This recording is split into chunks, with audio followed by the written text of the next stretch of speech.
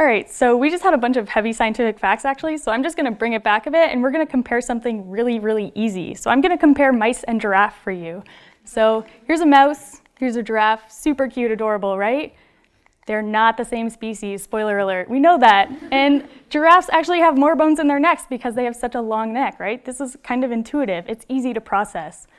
Now I wanna kind of take you on a little bit of a history lesson here. So I'm going to start with evolution. So 1859, Charles Darwin, he puts away The Origin of Species. We learn that we are probably not all derived from the same thing, right? It's not, bam, we're all here. And then 1871, he says, humans are also the same. We did not just appear on this earth. And then 1922, the American Association for the Advancement of Science published that they supported this theory of evolution. And then Tennessee, 1925, the Butler Law. And what the Butler Law did was banned all teachers from teaching evolution. Nice. Good one, right? We can't teach science. That's so great. That's what I thought, right? So this man here, John Scopes, he was a victim of this law. He was actually indicted for teaching evolution. And what ended up happening is he lost his trial and he was fined for teaching science, basic science, evolution. And I know you guys are thinking, we all believe science now. I get it. Yeah, we believe evolution is a thing. But kind of let's look at if we actually have improved. So, I don't think so. Now that I look about that, people don't believe in vaccines, and we have all the evidence for vaccines. We have climate change deniers, and we have people that believe fluoride is poisoning us, but it's actually really good for our oral health, right? So why is this happening? Why do we find it so hard to believe what scientists are telling us? And the reason is our brain is trying to process things really efficiently. We want to do things quickly, so we employ these mental shortcuts. There are these biases that are in place.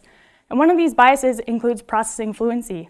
So processing fluency is the ease with which we process information. And when we have higher processing fluency, we are more likely to believe that something is true. So if something is easy to process, like giraffes have more bones in their neck than mice, we are more likely to believe it as true, unfortunately. So don't just believe me, I will show you the science behind this as well. So, oh, forgot a capital, that's fine. These people, Reverend Schwartz, did a study, and what they did is they gave people a fact like town A is in country B, and they manipulated the towns and the countries there, and some of them were true and some of them were false. And they also manipulated how we could read this sentence. So some of them were in like yellow, so not really easy to read, right? And some of them were in dark blue, so a lot easier to read, a lot easier to process. And what they found was the high visibility trials were more likely to be judged as true compared to the low visibility trials. So something as easy as how we perceive it changes our influence of truth.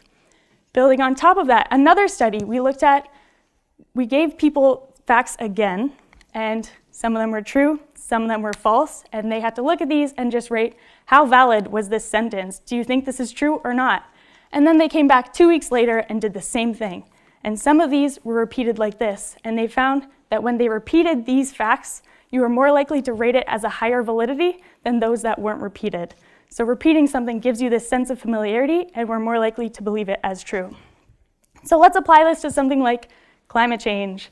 So climate change is kind of a really hard fact to get behind. It's hard to believe that these invisible gases are forming a shield and trapping all the heat in there. So we already have this ease of processing against us. It's really hard to get behind. And then we have someone going on international television saying climate change is a hoax. And we're kind of like, maybe, I don't know, it sounds familiar to me, right? And then that's all over social media, and we get these targeted ads and everything. And it blows up, and then you're more likely to believe it. But I want to congratulate you, because you guys have taken the first step to believing science, and that is when you are aware of these cognitive biases. When you are aware that this is happening, we are more likely to question why we believe something. And when we question why we believe something, we're more likely to fact check. And when you check your facts, you can look at the evidence from both sides and make an educated decision. And I just want to hit home that all of you guys can fall victim to these biases. I told you about mice and giraffes earlier. Well, they actually have the same number of bones in your neck. Make sure to check your facts. Thank you.